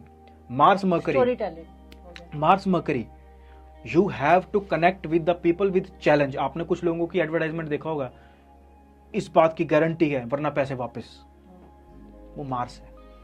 आजकल तो सोशल मीडिया पे हाँ, एग्रेसिव मार्केटिंग कह लो, या चैलेंज के साथ कोई बात, कॉन्फिडेंस के साथ कोई बात बोली जाए। एक बहुत अच्छे मोटिवेशन स्पीकर है, बड़ा business.com, आप ये करो, वो कितनी एनर्जी के साथ बात कर रहे हैं डॉक्टर विवेक बिंद्रा साहब, वो मार्स को दिखा रहे हैं अपने। हालांकि उनके चार्ट में अभी कुछ दिनों से उनका मार्स जो था वो नेगेटिवली चला है, लोगों ने देखा भी है कि मार्स कैसे नेगेटिव होता है, वो झगड़े कैसे करवा देता है, वो कंट्रोवर्सी, क्योंकि Mars is the significator of controversy, और कैसी कंट्रोवर्सी में भी वो रहे हैं। और मार्स इज द कारक ऑफ बॉडी एनर्जी, तो इसलिए उन्होंने जिमिंग स्टार्ट की। वो सब आपको प्लैनेट दिखेंगे काम करते हुए। मान लो किसी का कॉम्बिनेशन है सन मरकरी, तो सन इज द कारक ऑफ स्टेटस। आपको अपने ब्रांड के अंदर, आपको अपने प्रोडक्ट के अंदर ये फील देनी पड़ेगी कि जब मैं ये प्रोडक्ट या सर्विस लूंगा तो मेरा स्टेटस राइज होगा लोगों के बीच में। फॉर एग्जाम्पल मोबाइल है, एप्पल, कोई फोन है एप्पल, तो लोग एप्पल क्यों लेते हैं, एक स्टेटस सिंबल है, स्टेटस सिंबल है, वो सन का कारक है। You have to put that emotion in your marketing. यहाँ एस्ट्रोलॉजी आपको हेल्प कर देगी। वो इसलिए नहीं कर देगी आप ये बहा दो, ये कर, नहीं, एस्ट्रोलॉजी ये बताएगी कि आपको अपने प्रोडक्ट की मार्केटिंग कैसे करनी है। केतु मरकरी है, केतु इज ऑर्गेनिक, तो आपकी मार्केटिंग ऑर्गेनिक मार्केटिंग होगी। ऑर्गेनिक मतलब लोग बताएंगे कि भाई उसके पास चला जा। ऑफलाइन मार्केटिंग होगी केतु मरकरी में। राहु मरकरी में सारी मार्केटिंग ऑनलाइन होगी। And you have to think something unusual, कुछ जो आज तक कभी किसी ने नहीं किया, वो आपको मार्केटिंग में लाना पड़ेगा। जैसे एक ब्रांड आया, एक जूस आया, पेपर बोट का वो जूस, कुछ ड्रिंक्स आती है, आज तक किसी ने वो बनाई नहीं थी, आज तक किसी ने वो चीज नहीं बनाई। उन्होंने कोई नई चीज इजाद की, उस कारण से उनका ब्रांड चल पड़ा। उन्होंने they used that planet called Rahu. पर राहु डिस्ट्रैक्शन भी है। अगर कोई भी प्रोडक्ट आपको डिस्ट्रैक्ट कर रहा है तो आप समझ लीजिए वो नेगेटिव राहु को लेकर चल रहा है, उसके प्रोडक्ट में दम ही नहीं है। अगर कोई प्रोडक्ट आपको बार बार दिखाया जा रहा है, आप स्क्रॉल कर रहे हो, वही ऐड बार बार आ रही है, मत लो उसको। वो सिर्फ दिखाया जा रहा है, दिखाया जाना इस राहु। एक्चुअल पिक्चर होती है उसके पीछे होती है।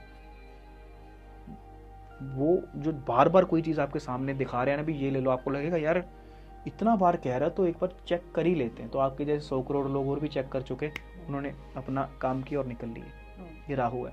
राहु ऐसे जाएगा और ऐसे चला जाएगा, खत्म। कुछ लोग आपने देखे होंगे ना, इल्यूजन्स क्रिएट करता है, आप कह रहे हैं। इल्यूजन भी क्रिएट करता है और सडन चीजें देता है एकदम से। राहु कुछ भी देगा ना, सडन देगा। चाहे वो फेम दे दे, सडन दे दे। आपने कुछ लोगों को देखा होगा, रातों रात लोग जान गए, रातों रात लोग जान गए, वायरल हो गए।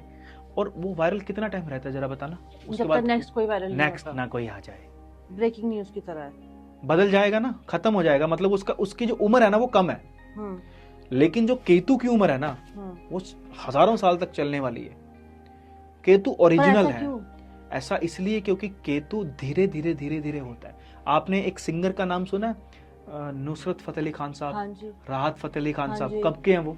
बहुत पुराने। बहुत 80s 90s, जब जन्मे भी नहीं थे तब के वो हाँ। कर रहे हैं, और आज भी उनके सॉन्ग्स जो हैं वो रिमिक्स होके बन रहे हैं। हाँ। और आजकल के जितने सिंगर जो ये मतलब ऐसे ऐसे सॉन्ग्स गा रहे हैं, उनकी कितनी उम्र है, वो पैसा कमाते हैं गायब हो जाते हैं। हाँ। ये राहु है, ये ऐसे जाएगा और ऐसे है। कुछ बाबा लोग आपको मिलेंगे रातों रात ऐसे छा गए, हाँ। जैसे ही इलेक्शन खत्म हुए खत्म, क्योंकि वो इलेक्शन के लिए लाए गए थे। लेकिन कुछ संत महात्मा आपको ऐसे मिलेंगे जो आपको आज भी नाम याद होगा। दत्तात्रेय, कितने भगवान कहते हैं उनको, तो मतलब उनको हजारों साल तक याद रखा जाएगा, क्योंकि वो ओरिजिनल है। राहु नकली है, केतु ओरिजिनल है। राहु वो है जो आपके मन में एक भ्रम बन रहा है, वो पर राहु राहु है। और केतु एक्चुअल में कोई प्लैनेट्स नहीं है, they are part of moon. देखिए ये ना, ये एक मेटाफर है, मेटाफर है जैसे ये। बाकी सारे प्लैनेट्स है, they are physical bodies, right? Hmm. But Rahu और केतु को आई थिंक दो अपोजिट डायरेक्शंस उसको बोला ना- गया है। उसको समझ, in moon north pole and only। South pole, हाँ, हाँ, और वो उसके सन के नोड्स हिसाब हैं। से चलता है। वो ना एक उसको समझने के लिए बनाया गया है, एक मेटाफर है। आपने क्या कहा कि मून के पॉइंट्स हैं, वही अभी मैंने आपको बताया। मून कौन? आपका सबकॉन्शियस माइंड। आपके सबकॉन्शियस माइंड के वो राहु और केतु 2 पॉइंट हैं। एक आपकी एटीट्यूड, आपका विजन, कि आप कितना लंबा और बड़ा सोच सकते हो। Part of moon only. Her planet की ना एक बेस होता है, अगर आपने उसका बेस ठीक कर लिया तो ऊपर जो उसके स्ट्रक्चर खड़ा वो अपने आप अच्छा रहेगा, जस्ट लाइक बिल्डिंग। तो हर प्लेनेट का एक बेस है। कैसे? जो सूर्य है, जो सन है, सूर्य है, उसका बेस है आपकी खुद की डिग्निटी, आपकी खुद की सेल्फ रिस्पेक्ट और आपकी फैमिली।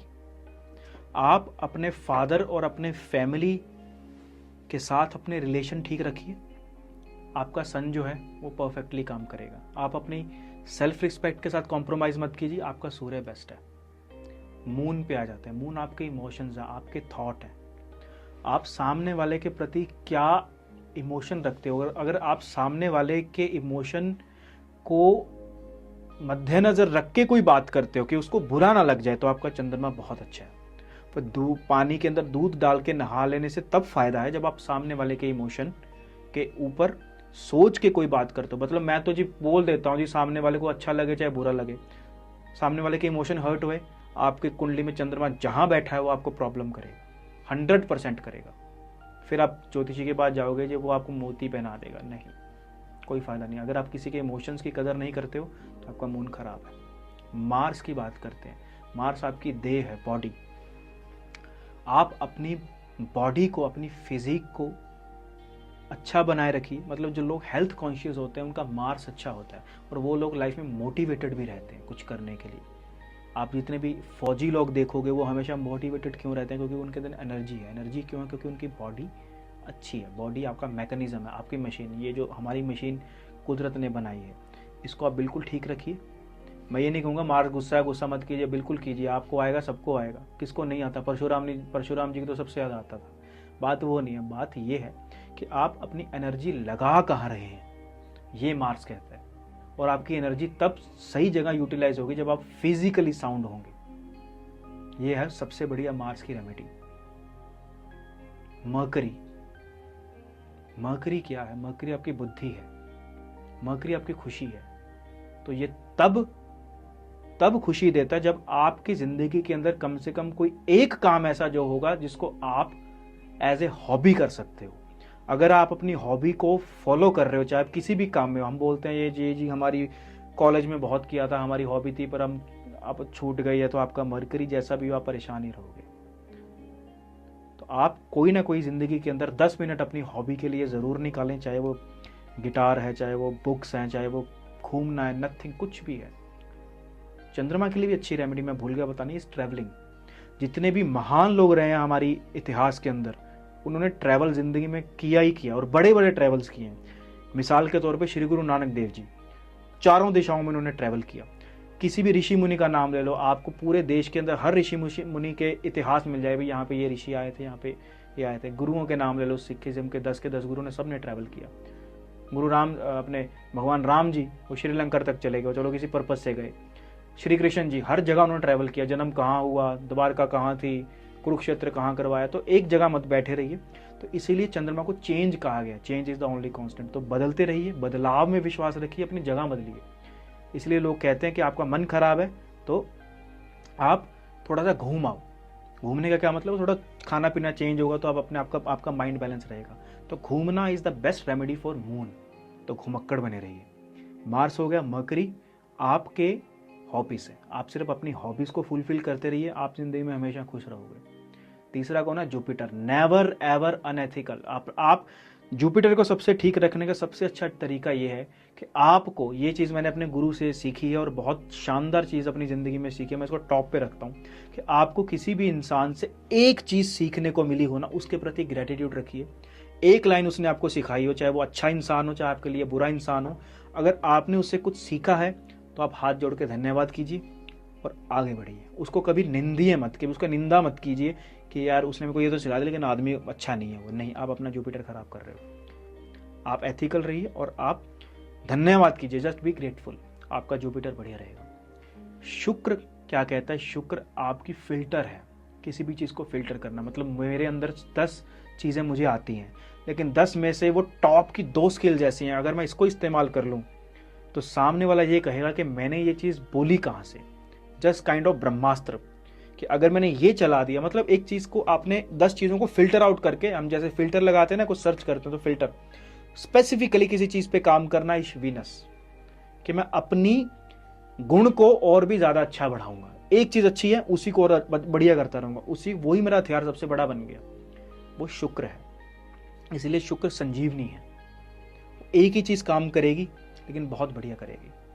सैटर्न क्या है, सैटर्न न्यूटन का 3rd लॉ है, every action has an equal and opposite reaction. Saturn के लिए एक ही चीज कही गई है, कंटिन्यूटी, नेवर गिव अप, बस करते रहो। आप अगर आपने गिव अप कर दिया, अगर आप लेजी हो गए तो वो सैटर्न आपका खराब है। जस्ट करते रहो, कंटिन्यूटी, लगे रहो बस, वो सैटर्न की रेमेडी है। इसको मेहनत कह देते हैं। तो मेहनत कभी ना कभी फल जरूर देती है, किसी ना किसी रूप में देती है, कभी जाया नहीं जाती। लास्ट के 2 प्लैनेट रहेंगे और सबसे इंपॉर्टेंट, सबसे ब्यूटीफुल प्लैनेट्स जो एक्चुअल में दुनिया चला रहे हैं। राहु आपकी विजन है, राहु आपकी विजुअलाइजेशन है। अब विजुअलाइजेशन से अपने आप को कैसे कंट्रोल कर सकते हो। आप सिगरेट छोड़ना चाह रहे हो, अपने आप को विजुअलाइज करो कि सिगरेट मैं अपने पास ला रहा हूँ, फेंक रहा हूँ, पास ला रहा हूँ, फेंक रहा हूँ। 3 दिन तक करो, चौथे दिन जब आप पीने लगोगे ना, आपके मन में एक बार थॉट जरूर आएगा फेंकने का। तो जब आप किसी चीज़ को कंटिन्यूटी में वैसे राहु के जरिए में करते हो विजुअलाइजेशन में, तो वो चीज़ चलती है, काम करती है। आप क्या सोचते हो, कैसे सोचते हो और कितना लंबा सोचते हो, वो राहु है। मिसाल के तौर पे मेरा favourite character professor, Money Heist में आप उसको देख सकते हो। लास्ट सबसे पावरफुल प्लैनेट केतु। आपको आपकी नीयत के बारे में मालूम होना चाहिए। अगर आपकी नीयत साफ है तो आप चाहे कुछ भी कर रहे हो, दुनिया के नज़र में आप बुरा भी कर रहे हो, आपके साथ कभी गलत नहीं होगा। ये केतु है। और कभी भी गलत काम भी करना पड़े तो उसको साफ नीयत से करो। झूठ भी बोलना पड़े तो साफ नीयत से बोला जाए। भगवान श्री कृष्ण ने भी कभी झूठ बोला है, लेकिन वो एक अच्छी नीयत से बोला था, तो इसीलिए उसको हम पाप में नहीं गिनते, क्योंकि पाप जो है वो आपका इंटेंट करता है, शरीर नहीं करता। इंटेंट खराब है तो आप चाहे मुंह पे किसी के कितने मर्जी मीठे हो, बट अगर इंटेंट खराब है तो आपका केतु खराब है। और केतु जड़ें हैं, और अगर जड़ें खराब होगी तो जड़ों से उखड़ जाओगे, जिस तरीके से एक पॉलिटिकल पार्टी जो थी वो उखड़ गई। इंटेंट खराब था, अच्छा राज किया, जैसे इंटेंट खराब हुआ साफ हो गए, और किसी और का भी इंटेंट खराब हो रहा है तो वो भी साफ होना शुरू हो जाएंगे। तो केतु जो है वो जड़ें हैं, वो जड़ों से उखाड़ देगा, वो खराब नहीं करेगा, वो खत्म कर देगा। तो इन 9 प्लैनेट्स को अपनी ज़िंदगी में अलग अलग डोमेन्स में अलग अलग तरीके से उतारिए, विचार कीजिए। प्रणाम, जय श्री राम।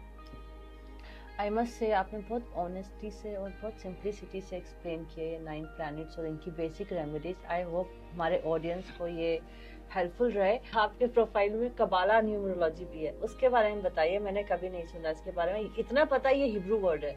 हाँ, देखिए दुनिया में ना 3 ऐसी सिविलाइजेशंस रही हैं जिन्होंने एक्चुअल में अकल्ट साइंसेस पे काम किया है। एक चाइनीज, एक भारत की सनातन, और तीसरी इजराइल के लोग। ओके, ठीक है। इजराइल में सबसे ज़्यादा इन चीज़ों पे काम हुआ है। जो आम एस्ट्रोलॉजी है ना, जिसको हम चैल्डियन एस्ट्रोलॉजी करते हैं, जैसे आपका नाम सारिका है, तो अगर मैं आपके नाम के अंदर एक ए एक्स्ट्रा लगा दूं तो मैं आपको सारिका थोड़ा ना बोलूँगा, सारिका ही बोलूँगा। और हमारे सनातन के कल्चर के अंदर, अब मैंने आपका एक पॉडकास्ट में सुन रहा था, तो एक व्यक्ति बहुत अच्छा श्लोक उच्चारण कर रहा था। हाँ जी।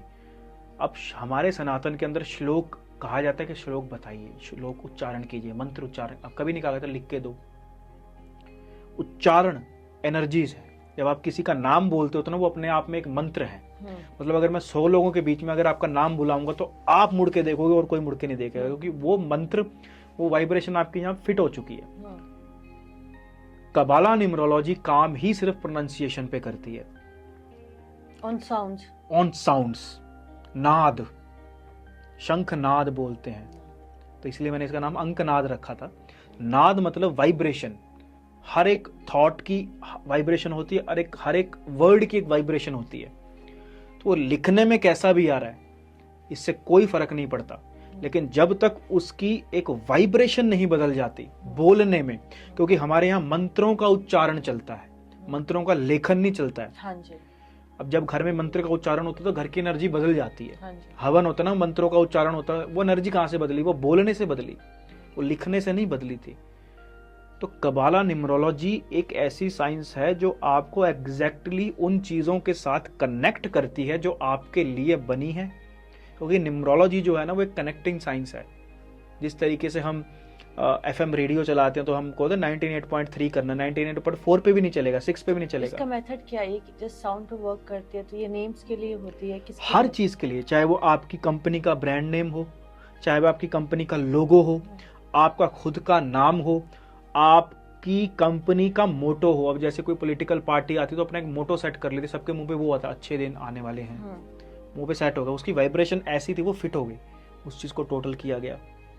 ठीक है, अब की बार 400 पार, मतलब सब कॉन्शियस माइंड के ऊपर कैसे ऐसे वर्ड्स को कनेक्ट किया जाए कि क्या इम्पैक्ट छोड़ रहा है। बिल्कुल, आप जब कुछ बोलते हो, किसी का नाम लेते हो ना, तो नाम क्या है? Is a set of vowels and consonants. आप जब बोलते क ख ग घ न, तो आपका पीछे वाला पैलेट इस्तेमाल हो रहा है। बोल दो प फ ब ब म, तो आपका लिप्स इस्तेमाल हो रहे हैं। तो हर एक लाइन के लिए अलग अलग बॉडी, अलग अलग माउथ का जो पार्ट यूज हो रहा है, जब उसका सेट्स बनता है तो एक नाम या बनता है, एक मंत्र बनता है, उस अकॉर्डिंग हमारा पैटर्न बनता है। तो आप नेम में और इन सब चीज में मॉडिफिकेशंस करते हैं इस करेक्ट, न्यूमरोलॉजी के वाइब्रेशन में मॉडिफिकेशन करते हैं कि हमारे लिए वो कौन सी फ्रीक्वेंसी मैचिंग है एक्चुअल में। मेरे नाम के हिसाब से कौन सी होगी? वो ऐसे एकदम से नहीं, कैलकुलेशंस होती हैं, लेकिन मैं आपको बता देता हूँ। 4 तरीके के नंबर्स होते हैं, जिसमें से आपको मैं 2 बताता हूँ। एक होता है आपका एक्टिवेटर नंबर। एक्टिवेटर नंबर वो नंबर होता है जो आपको बुरे से बुरे हालात, जो मतलब आप सोच, अब आप लोगों आपको लगेगा भी अब जिंदगी खत्म है, अगर आपने उसको बुला लिया, मतलब बुला लिया से मतलब उसका यूज कर लिया, तो आपको वो उठा के उस सिचुएशन से दूसरी सिचुएशन में रख देगी। वो इतनी पावरफुल चीज है। वो बहुत कैलकुलेशन करनी पड़ती है उसके लिए। अच्छा, उसके वो एस्ट्रोलॉजिकल एक मेथड भी है। you match sound with it. हाँ, बिल्कुल बिल्कुल बिल्कुल। वो इतनी है कि अगर आपने उसकी वाइब्रेशन के ऊपर अपना कंपनी का नाम रख लिया तो अपने आप वो फेमस हो जाती है। अच्छा, वो ब्रह्मास्त्र की तरह है, वो नंबर्स होते हैं। खैर, ये भी हमारा टॉपिक, इसके अंदर एक बहुत, ये एक टॉपिक है, बहुत बड़े टॉपिक का ये एक बहुत छोटा टॉपिक है। लेकिन कबाला न्यूमरोलॉजी में एक लाइन में कहूँ तो it is a hidden science. ये वो लोग इस्तेमाल कर रहे हैं जो लोग राज कर रहे हैं। हर फील्ड में कुछ लोग टॉप पे होते हैं, हर फील्ड में, न्यूमरोलॉजी एस्ट्रोलॉजी के फील्ड में भी लोग टॉप पे हैं। मैंने इस चीज़ को सिखाने का एक तरीके से इनिशिएटिव एक इंटेंट से लिया है, बट मैंने ये भी लिया है कि मैं इसको एक ही बार सिखाऊंगा, क्योंकि ये हर किसी के लिए नहीं होगी। कि जो इंसान डिजर्विंग होगा ये भगवान अपने आप उसको भेजेगा कि ये तेरे लिए है। उसके बाद ये, क्योंकि सीक्रेट चीज़ें जितनी हो सकती हैं डिजर्विंग लोगों को दी जाए, और डिजर्विंग लोग ही अपने आप आ जाते हैं। कुदरत कुछ ऐसा खेल खेलते हैं कि आपके पास खुद ही चल के आते हैं वो, जब आप किसी चीज़ को, क्योंकि इसका मिसयूज हो सकता है, कह सकते हो। क्योंकि अगर वो चीज़ सबको मिल गई तो जो लोग गलत इंटेंट से इस दुनिया में काम कर रहे हैं तो उनका गलत इंटेंट भी तो फैल जाएगा। हम चाहते हैं कि जो लोग एक्चुअल में एस्ट्रोलॉजी या कल्ट साइंसेस को आगे लेके जाना चाह रहे हैं उनके लिए ये साइंस रखी जाए। और बहुत रॉकेट साइंस नहीं है, एंशियंट साइंस है। एक्चुअल में जो शुरू हुई थी ना, ये रूट्स हैं उस चीज़ की। बाद में लोगों को डिस्ट्रैक्ट करने के लिए और चीज़ें इस्तेमाल करने लग गए कि आपके नाम के अंदर डबल ओ लगा दो तो ये हो जाएगा, वो हो जाएगा। कुछ नहीं हो जाएगा। मैंने डबल ए लगाया, क्या हो गया उससे? पता नहीं, गुड फील हुआ। गुड फील हुआ। हाँ। और अगर मैं आपको कुछ चेंज किया? क्या चेंज किया? पता नहीं, बचपन से ये था, एक और ए लगा दिया। बस वो मेंटली हुआ कि मैंने एक लगा दिया, बहुत कुछ हो गया। मतलब ठीक है, अच्छा लग रहा है। लेकिन अगर आप उसकी वाइब्रेशन चेंज कर दो, आपने आमतौर पे सुना होगा कि कुछ पॉलिटिशियंस, पर मैंने किसी कहने पे लगाया। भाई मैं बोल रहा हूँ, Suggested by आपने कुछ someone। लोगों को सुना होगा, कुछ पॉलिटिशियंस हैं, उनका एक्चुअल नाम को तो कुछ और होता है, हाँ, लेकिन वो movie किसी और star नाम भी, से हाँ। किसी और नाम से फेमस हो जाते जैसे हैं। दिलीप कुमार मूवी स्टार, उसका नाम यूसुफ खान हाँ, था। तो वो दिलीप कुमार, वो जो मात्राएं आई हैं, वो कंसोनेंट वॉवल्स आए, उसका जो टोटल आ रहा है ना, वो उस फ्रीक्वेंसी के साथ मैच हो रहा है जो उसको फेमस कर सकता एकता है। कपूर की मूवी सारी कहाँ से स्टार्ट होती है? सीरियल सारे कह कहाँ से सकते हो। start होते हैं? अब नाम्स में लो, कुछ धर्मों में और कुछ मजहबों में ना आपको कुछ ऐसे नाम्स मिलेंगे, नेम्स मिलेंगे जो एंड जो हो रहे हैं वो कंसोनेंट से हो रहे हैं ज्यादातर। जैसे सिखिज्म में गुरदीप, मनदीप, हाँ, ई पाता है। हाँ, सिमरजीत, हाँ, भूपिंदर, हाँ, जसवीर, तो लास्ट कंसोनेंट बलविंदर। कंसोनेंट से एंड हो रहे हैं। हाँ। र, क, प, ट। अब सनातन में जरा लड़कियों के नाम बोलना, सारिका, आ, अंकिता, मतलब वॉवल्स पे एंड होंगे। श्रेया, श्रेया, रेनू, मेघा, आस्था। सारा, आप देखिए नाम जितने, संजय। हाँ, जितने नाम जब कंसोनेंट पे एंड होते हैं या वॉवल्स पे एंड होते हैं या शुरू कंसोनेंट से होते हैं वॉवल्स पे शुरू होते हैं, यहां से कोडिंग स्टार्ट होती है चीज की। ओके। ऐसे नहीं कि भी ब्रांड का नाम ऐसे नहीं रख दिया जाता तो ये बाटा। बहुत ही इंटरेस्टिंग अकल्ट साइंस है। और कल्ट बहुत साइंस ही- का मैं बताऊं कितना पार्ट है। जैसे आपके यहाँ ये लगा हुआ ना सारा साउंड प्रूफ का, हम्म। तो इसके अंदर ये एक पार्ट है ना, ये इतना सा, वो पूरे कल्ट का शायद इतना भी नहीं होगा ये ओके। कबाला भी, मतलब उसका एक पार्ट जरूर है। ये बहुत, ये मतलब अंतरिक्ष की तरह एंड नहीं है इसका।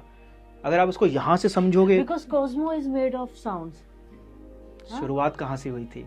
साउंड क्या बोलते हैं, बिग बैंग थ्योरी। हाँ। साउंड, पहले Sound। ओम था। ओम क्या है? एक साउंड है।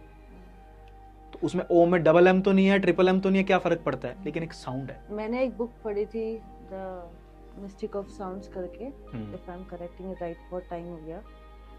तो उसमें लिखा था कि जो आत्मा थी ना, वो शरीर में जाने के लिए रेडी नहीं थी। तो तब भगवान ने साउंड का वो किया था कि वो साउंड के उससे सुन के ही इट एंटर्ड द बॉडी, वो तभी राजी वो हुई। जो अंग की साउंड है, अंग की, हाँ। जैसे वो ओम में भी है, हाँ। वो एक ओंकार में भी है, हाँ। वो आमेन So में भी, everything आमेन is- में भी अंग, हाँ। अंग की साउंड जो है ना, वो जहां से वो शुरू हो रही है ना, ये कबाला न्यूमरोलॉजी उसकी जड़ है। तो मतलब एक बी, एक आर, एक ए लगाने से अच्छा कि आप वो फ्रीक्वेंसी ढूंढिए कि जब आपका एफएम रेडियो उस पर चल पड़े। 98.6 पे चलेगा तो 98.6 पे ही चलेगा, वो ना 5 पे चलेगा ना वो 7 पे चलेगा। वो 6 जब तक वो करेक्टली बैलेंस नहीं, अलाइन नहीं हो जाता, तब तक उसके ऊपर वो काम नहीं करेगा। और ये सब कुछ हार्मफुल भी नहीं होता अगर if you are doing it for your better improvement. आप किसी के गलत के लिए नहीं कर सकते। देखिए, कुछ हार्मफुल और कुछ बेनिफिशियल नहीं होता। कोई भी चीज बैलेंस करते हैं ना, जब हम, आपने देखा होगा ना वो तकड़ी, अगर आप कुछ बैलेंस करोगे तो वो बेनिफिशियल ही हो जाएगा ना। आप अगर इस चीज को नीचे, आपने सीसॉ देखा है? हाँ। अगर एक चीज को नीचे करते हो तो एक चीज ऊपर हो जाती है। हाँ। अगर कोई चीज बैलेंस हो पर रही वो है, ऊपर नीचे भी एक बैलेंस धीरे धीरे धीरे धीरे ऐसे ऐसे चलता हाँ। रहता है। लेकिन अगर वो मूवमेंट नहीं है, हाँ। तो वो, अगर वो बैलेंस हो गई ना, तो वो खत्म हो चुकी है। एक्चुअल में कुछ ना कुछ जाएगा तो कुछ ना कुछ आएगा। हाँ।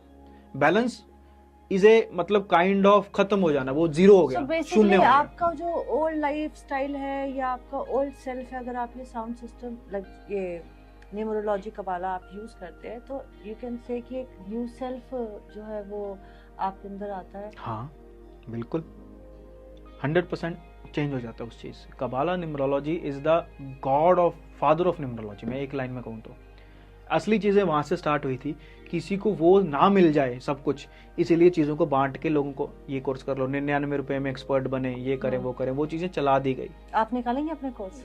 मैं ऐसे 99 वाला नहीं निकालता कभी मैं। 99 वाले नहीं, बट वैसे पर online अगर मैं course। पढ़ा रहा हूँ किसी को, तो मैं उसको पूरा देता हूँ कि भाई ये करो हाँ। और देखो। वेबिनार वगैरह नहीं। देखो, फीस लेना, अगर कोई 99 भी ले रहा है, 99 लाख भी ले फीस रहा लेना है, इज गलत नॉट ए नहीं रॉन्ग थिंग। हाँ। दक्षिणा अगर आप किसी चीज की नहीं दे रहे हो, हाँ। तो आप अपने आप पे उस चीज को भार हाँ, डाल रहे हो। हाँ, और भगवान श्री कृष्ण भी कहते हैं अगर किसी मूल्यवान चीज की मूल्य ना लिया जाए हाँ। तो वो अपना महत्व खो देता है। पर जो ये कोर्सेज है ना, लोग अट्रैक्ट होकर ज्यादा मैं आपको बात बताऊं, Instead of you अकल्ट ऐसा साइंस है, ये कभी कोर्सेज से सीखा जा ही नहीं सकता। 1-to-1। जब जितने भी स्टूडेंट कभी कभी मतलब मैं ऑफलाइन वेबिनार, ऑफलाइन जब सेमिनार रखते हैं तो वहाँ पे कुछ नहीं होता कि भी ये पढ़ेंगे, वहाँ डिस्कशन होती है 2 दिन तक। और वो खुद कहते हैं ऐसा कि जी ऑनलाइन तो सिर्फ कोर्स होते हैं लेकिन विद्या यहाँ से मिलती है एक्चुअली ज्ञान। जब भी तो पढ़ना और समझने में फर्क है। हमें भी बहुत कम ऐसा मौका मिलता है कि हम अपने गुरु के पास बैठ के, हाँ मुझे बस 1 या 2 बार मौका मिला ऐसे भाई गुरु के पास पर्सनली अकेले में बैठ के कुछ ना कुछ 2 या 3 मिनट के लिए मिला, लेकिन वो 2 या 3 मिनट मेरी लाइफ के लिए अपने आप में बहुत बड़ी एनर्जी थी, वहाँ से चीज़ें मेरी बदल गई। तो जब ऑनलाइन पढ़ते हैं तो वो ना सिर्फ एक कोर्स के माध्यम में पढ़ते हैं, बस एक कमर्शियल वे में, लेकिन ज्ञान कमर्शियली नहीं आ सकता। ज्ञान जो आता है वो गुरु के पास बैठ के ही आता है। थैंक यू सो मच अनुभव, हमारे शो पे आने के लिए, हमारे शो का पार्ट बनने के लिए और अपनी नॉलेज हमारे ऑडियंस के साथ शेयर करने के लिए। और ये स्पेशल एक जो आप नया टॉपिक लेकर आए हैं कबाला न्यूमरोलॉजी, उसके बारे में अवेयरनेस देने के लिए थैंक यू सो मच। तो ये वो छोटा सा हैम्पर है हमारे शो पे आने के लिए, for giving us your time in exchange of that.